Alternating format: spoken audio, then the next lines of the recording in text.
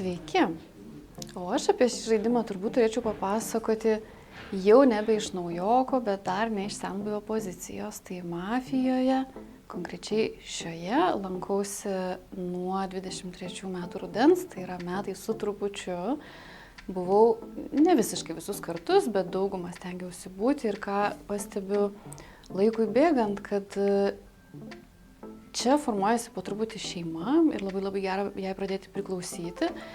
Ir tikrai neslėpsiu, nėra kas kartą lengva čia atėjus, nes matai savo klaidas, matai kaip tave išmeta, išbalsuoja, pastebi tavo jaudulį, galbūt man dar ypatingai nelengva, nes savo gyvenime, savo specializacijoje, aš esu gydytoja, psichiatrė, psichoterapeutė, tai aš esu tas žmogus, kuris skanuoja, kuris stebi, kuris vertina, o čia tada tu gauni tokį kaip šaltą dušą, nes esi pats vertinamas ir stebimas, bet nepasiduoti pirmajam nusivylimui, kad tave labai greit išaiškino ir kad tave išrišo, tai yra labai turbūt didelis žingsnis ir darbas ir aš nuoširdžiai raginu, pasiekdama paties Laimono raginimų vedėjo, kad nepasiduoti iš pirmo karto, tęsti, bandyti.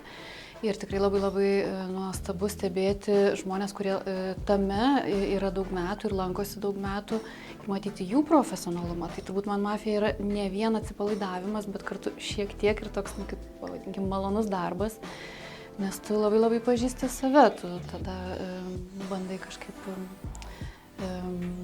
būti ir aktoriumi, ir skaitytoju, ir perskaitytų, viskas viename ir ačiū Mafijai, kad gali kurtis nauja šeima mano gyvenime. Čia vis slapčia pabėgu viena iš visų savo artimų žmonių, atbėgu ir kuriu naują santykį.